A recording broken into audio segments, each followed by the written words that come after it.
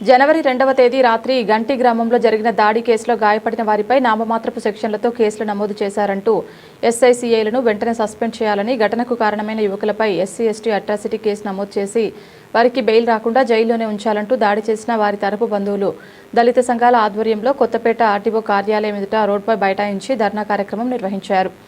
అనంతరం ఆర్టీఓకు దళిత సంఘాల ఆధ్వర్యంలో ఎస్ఐసిఐలను సస్పెండ్ చేయాలంటూ వినతిపత్రం సమర్పించారు.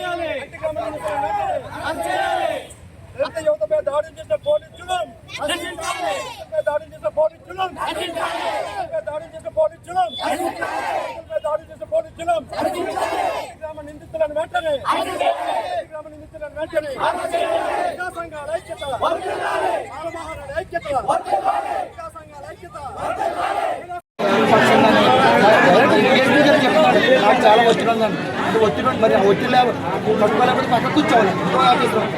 ఆయన మీద ఒత్తిడి నేనేం చేస్తాను, ఒత్తిడి చేయలేక నేను చాలా శాంతియుతంగా చెప్పాం. సార్ 2 కులాల మధ్య గొడవ క్రియేట్ అవ్వకుండా నిర్ణయం చేయాలి.